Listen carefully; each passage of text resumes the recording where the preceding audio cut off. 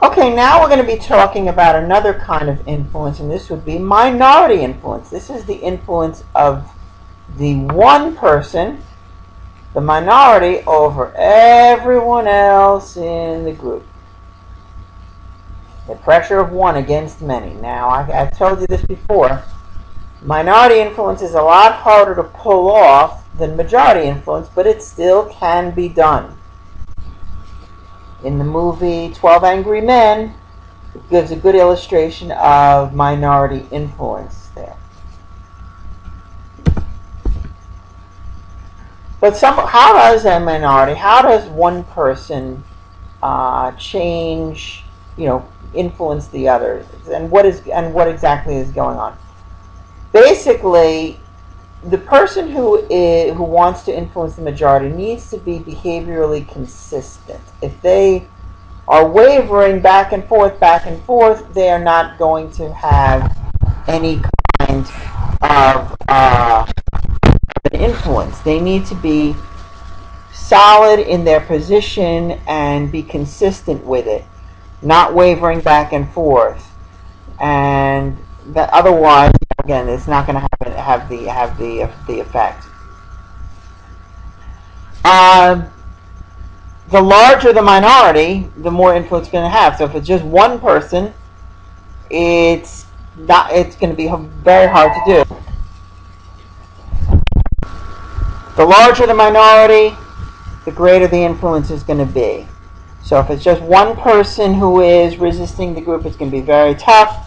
But if it's 2 or 3 or 4 people who are in the minority, they can form like a minority coalition, and that's actually going to have a greater effect on the majority than if it was just one person.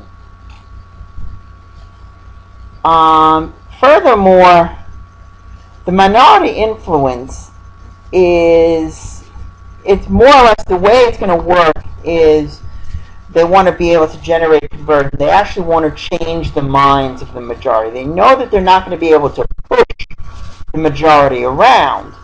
They're going to have to try to convert them. They're going to have to try to change their minds. So you're not trying to get compliance. You're not trying to force them to agree with. You're not trying to force the majority to go your way, even though they think you're wrong. You want them to end up believing that you're correct after all. So that's what you want to go for when we talk about minority influence. You may also want to try to maybe use different kinds of influence techniques. You may want to try to kind of get it indirectly, maybe, rather than just try to put pressure. You may want to be a little creative. But the idea is you want to generate conversion. You want to be able to get the majority to see things your way. That's the idea. So Moscovici, who does a lot of research on minority influence, he suggests that being behaviorally consistent is most effective. Hollander makes a very interesting point. The idea that the minorities who are going to have the most influence are the minorities who already have some influence in the group. The higher the status, the more influence that person is going to have. Furthermore, they need to be able to develop what he called idiosyncrasy credits. Basically, if you want to have an influence on the majority, you can't just be going against them from the beginning. You have to be able to conform sometimes. You need to be able to conform with the group a little bit. In other words, give some ground on other areas, but stick to your guns on the area that's most important to you. So you get the idiosyncrasy credits by going along with the group in certain circumstances. Essentially, by doing that, you have affirmed yourself to be a true, legit member of the group.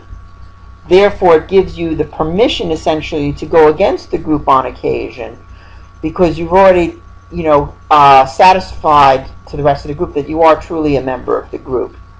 So, building up those idiosyncrasy credits allows you to go against the majority when you feel it's really important. Furthermore, the influence that majorities provide, majority influence is kind of like they have it easy. They just go ahead and they can provide very implicit pressure. They don't even have to be trying to put any effort into it. You just have to know that the majority has this point of view, and already it's going to have an effect. The minority have to actually push harder. They actually have to be much tougher in order to influence the majorities. They have to put more effort in. They have to put really good arguments to support their case. They can't just say, oh, well, I'm right and that's it. They have to be able to make their case, and they have to put the effort into it. If you have a circumstance where the decision the group makes is majority rules, then the minority is going to have very little power, because all they need to do is get above 50%, and then the minority is, can't really do anything about it. If, however, you have a unanimity rule, so think about a jury case where all 12 members of the jury have to agree. In that case, it has to be unanimous. The reason why a unanimity rule is going to favor minorities is because even just one minority, even just one person who goes against the group, is essentially going to stop the decision from being made.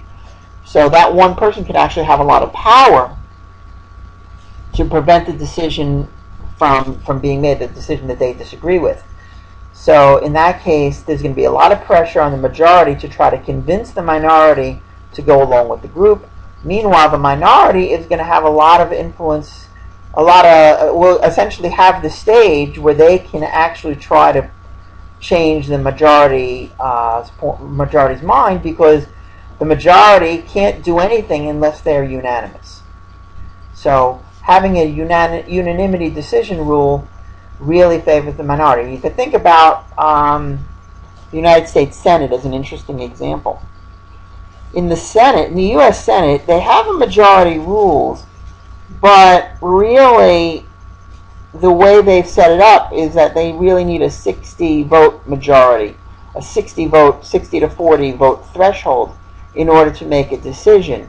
So if the majority of 55 versus 35 on a particular 55 versus 45 on a particular decision, even though 55 is the majority, the minority can still filibuster. They can still stop the decision from going through, because they need to have that 60-vote threshold in order to get the legislation through.